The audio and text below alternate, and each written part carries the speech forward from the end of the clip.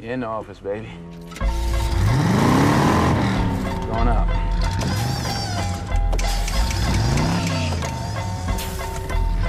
Welcome back to the Slice Fight Network, ladies and gentlemen. We're here with Jeremy Stewart, fighting out of Memphis, judo and jiu-jitsu.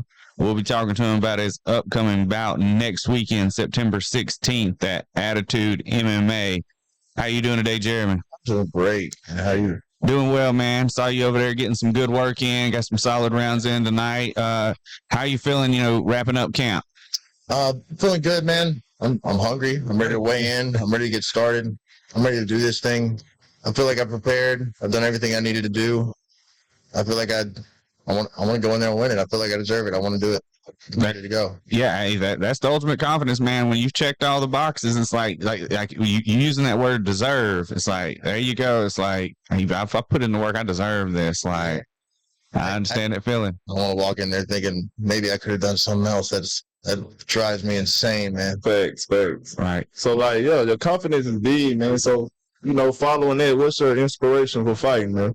Man, I just love it, man. I need something like, man, I wrestled all the way through high school, and that was my whole purpose. If you had asked me while I was in high school, I was to wrestle. That was the only thing I didn't care about. So, like, families all like that. So, I had that, and it was just like, you're so important on that lineup, and you mean so much on that lineup because that you can be the difference between 3 to 6 points can be the difference between a match and and then you get up to be a leader on that, and then your job's so important, and then you can go to college, and if you're pretty good, and I was decent, so I got a couple looks from D2 schools, but man, they want you to pay $45,000, and if you're not a star, then you're not going to get much more than 15 to 20 off, and I'm not trying to get in debt, so it was like, right. I better just go to Memphis, and I thought I could live without some type of purpose like that, but it was just like, I don't know, I couldn't do the college thing. I didn't want to go the fraternity route, so I ended up going to the Marine Corps, finished the Marine Corps, finished college, but sometime in the middle of the Marine Corps, I started fighting,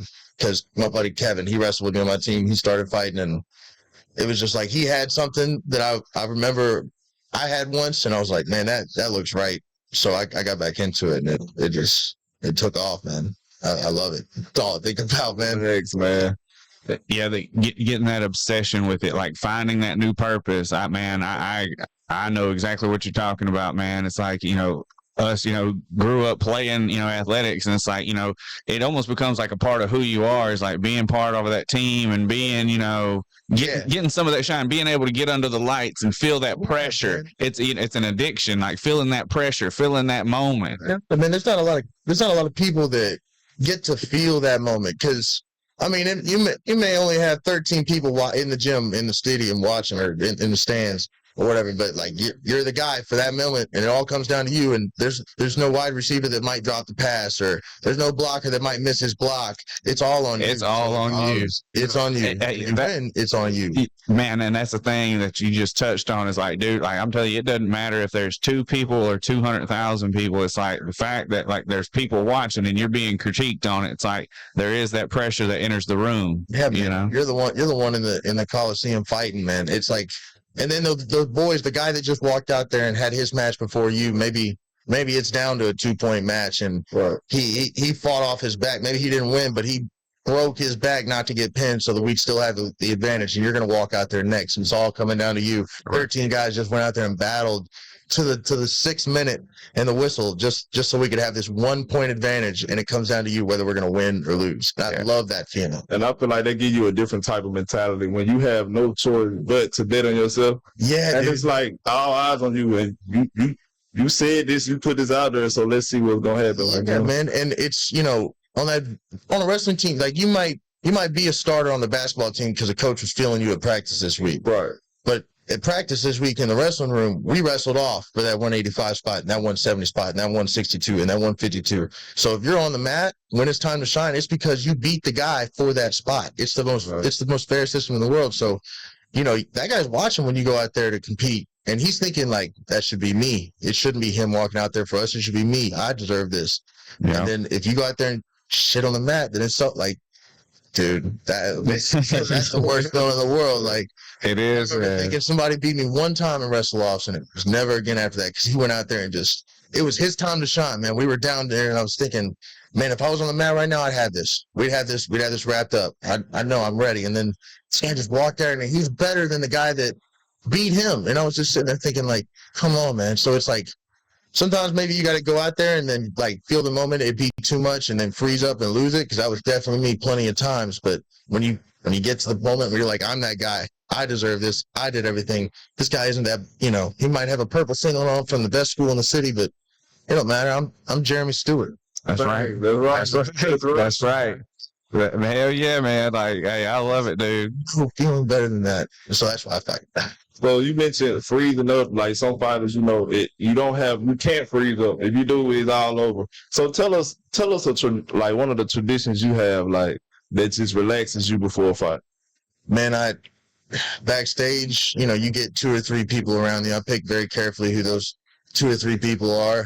I like having, so you're on your feet in a cage and you're on the ground in a cage. And I like having people there to, put your arm on the left side, look for half guard, look for this. All right, go ahead and give that up. Let him have it back and try to stand up, or, little advice like that, or cues from Trey, jab, feint, jab, or get me into a pattern. That's nice. But like, we've done all the work. There's nothing more to say. Right. Like, I need somebody that's just going to keep me in a place mentally. Like, here's where we are. Here's what we need to do to win. I need an ABC, task. Like, all right, I'm going to win this if I can stick to my feints, my jabs, stay in good position, keep my hands up, use my low kicks, open up, find my takedowns.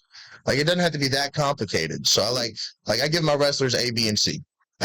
We start the match on our feet. You have your A takedown, that's your best one, your B, and your C. A doesn't work, you go to B. B doesn't work, you go to C. Then you restart and do it again. If you're on bottom and you're trying to get off bottom, you have your A, B, C. If you're on top, you have your A, B, C.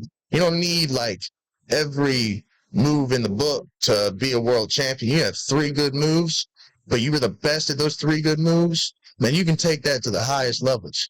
So I like guys that keep it simple and can keep me mentally in the right place. Like, if we're, I don't need somebody screaming. If we're at the end of a fight, we got 30 seconds left, I'm like, you gotta go now. Like, let me know. But like, when we get in the corner, if you feel like I'm losing, I don't need you to be chaotic. I need you to be cool, calm, collected. Hey, buddy, we might be losing, but that doesn't mean we're lost yet. Here's where we are. Here's what we got to do. I need a game plan. I need short, simple, sweet, or simple and sweet. I think Kiss. Yeah. I was about to say that, man. Henry Hooked. I went down to Kill Cliff down there with Kevin, and that's on the back of their shirts. Kiss. Yeah, that was one of our military sayings right there. It was keep it simple, stupid. That's what it was just like, hey, as long as you can keep it simple, a stupid person can understand it. It's like, but you can be clear and precise while doing that, and it's like that's what you like. I understand 100%. You're speaking to in that moment. It's like, don't fucking panic. Like, even if we're down, it's like, okay, like we can be down, like, but believe in me and just tell me what I need to do, and I'll go do it. But don't freak out. Just say, hey, you need to do this, and just like let me go eat. We can talk about it later. You know what I mean? But like right now, this is where we're at. This is what we got to do. We still got another round to go. So, you want me to get in there and just? Oh, I'm losing. So I actually think it's cool that both of you guys were military. And, knowing coach, he's my coach as well. Most people don't know, but we always talk about game plan, keeping it simple. Game plan. Look, we're gonna work the game plan. This is what we good at. This is what we're gonna do. And it's kind of cool. Like both of y'all coming from the same background. It's like, dang, with a guy who already know what he's talking about, and it's kind of like. It sounds like the military kind of plays a role into the MMA world a lot. Oh, it does because the thing that translates most is discipline. That I'd say even more so.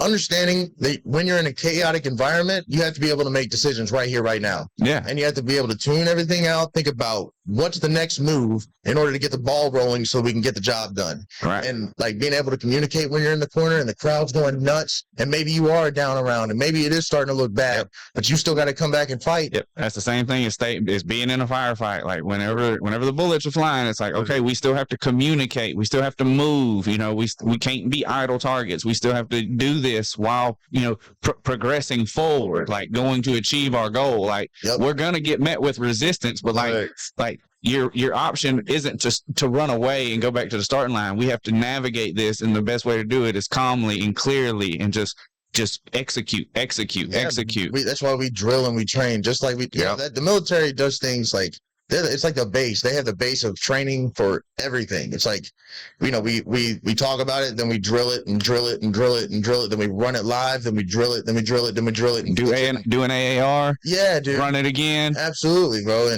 And so it's like, yeah, dude. That's how I prepare for a fight too. It's like, the week before, people talk about visualization. That's great. You can see yourself holding the belt and all that. But I'm seeing myself like, all right, maybe you got a striker. All right, well, what if he is really good? Right. What if I do start getting pieced up? What am I going to do about it? How am I going to get back centered and find my jab and find my feint so I can get my takedown? Right. Or what if he does get on top of it for a second? How am I going to, I'm going to get to half guard. I'm going to find the single leg. I'm going to work my way up, and then I'm going to get the takedown. That's something I preach religiously. Is like, hey, it's the exchanges. You got to win the exchanges. Like, it may be a stand-up exchange. It may be a grappling exchange. It's like, but you have to win the exchanges. Like, don't think about winning the round. Don't think about winning the fight. Any of that.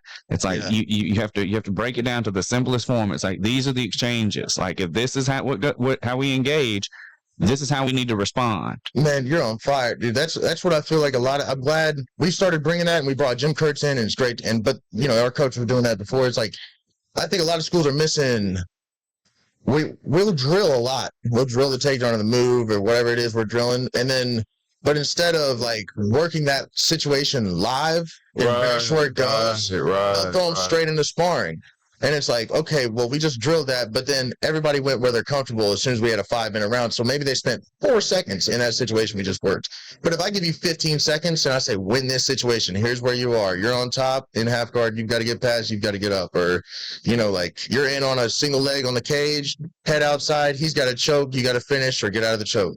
So like, and then we got 15 seconds that makes you win that, and then right back to it. Exactly. Well, then you just swap people out on them. Right. Right. That's one of the things we like to do. Is like, hey, man groups. Yeah, you go. Yep.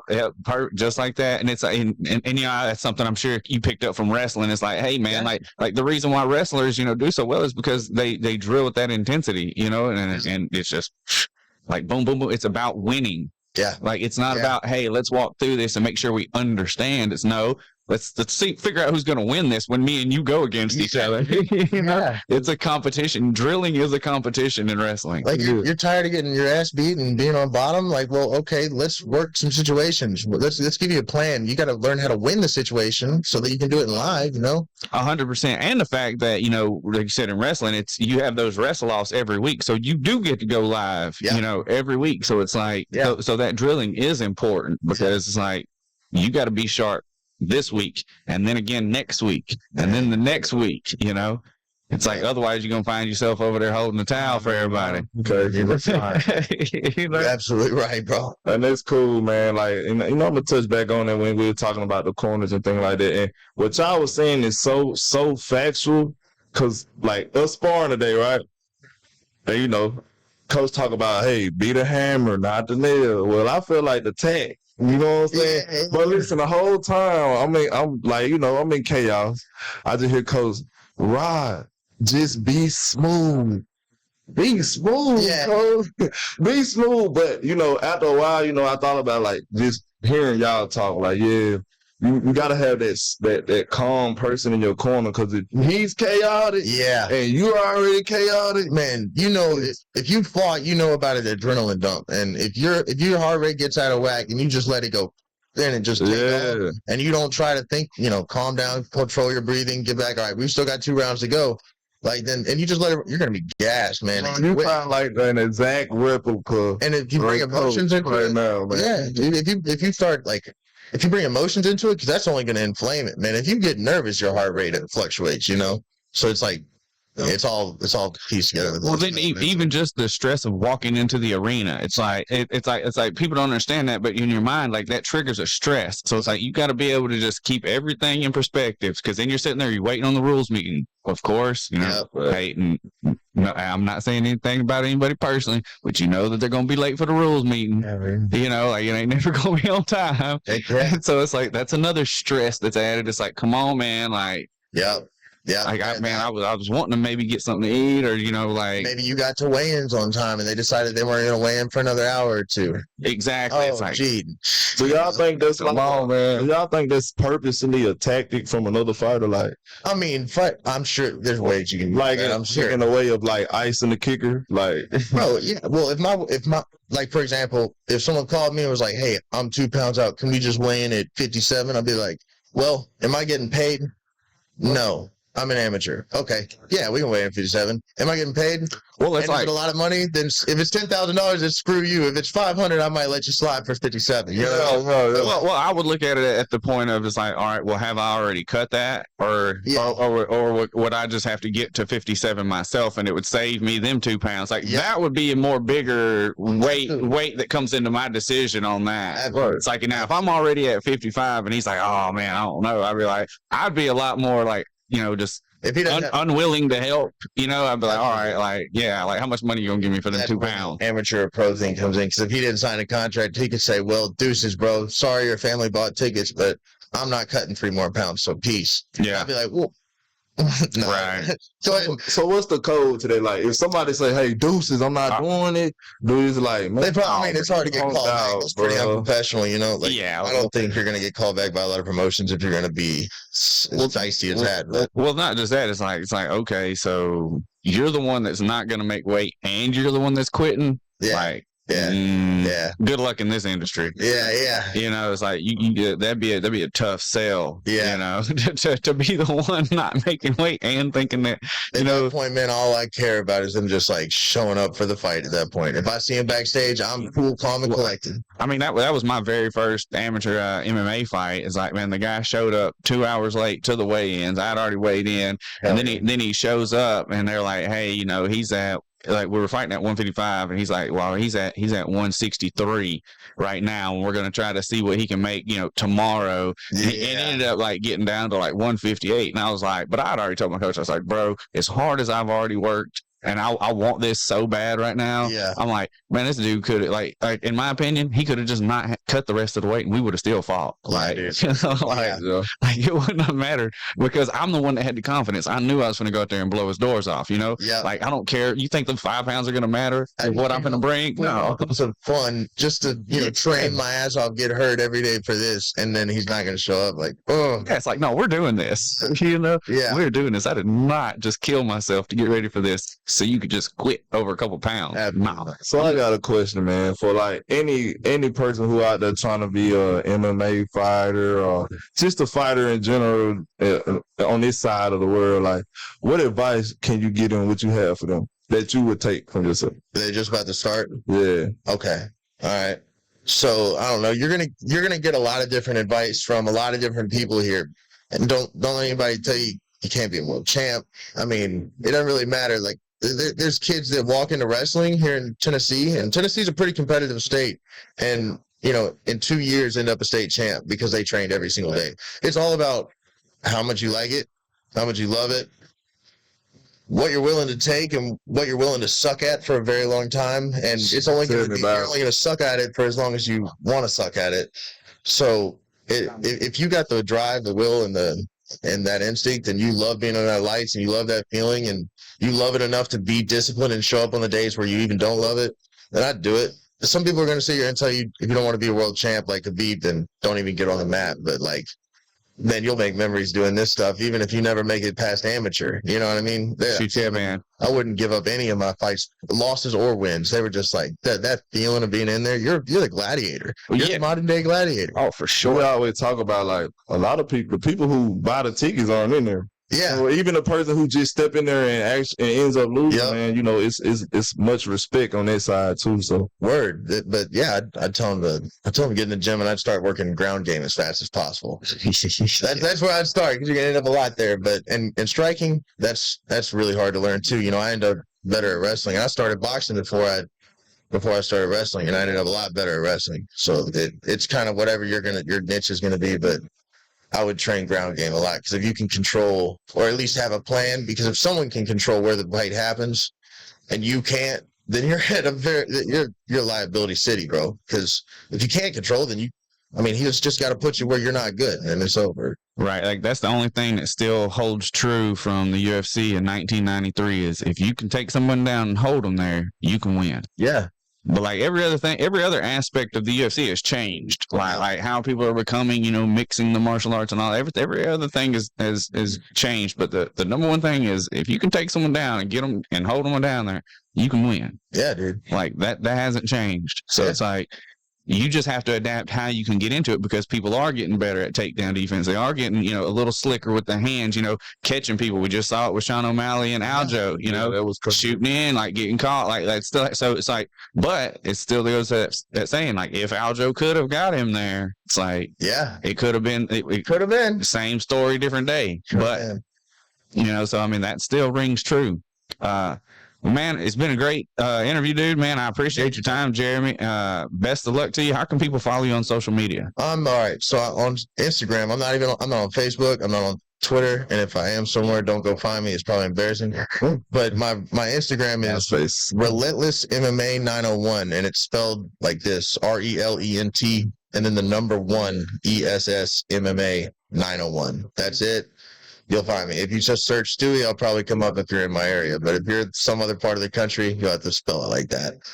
But thanks for having me, guys. I really wanted to come down here and train. I love getting to see Tuna, and nice to meet you guys. Yes, man. It was awesome, man. Yeah, man. It's been an honor having you, man. Appreciate your time. Appreciate and best of luck next weekend, man. Man, thank you. Jeremy Stewart, ladies and gentlemen.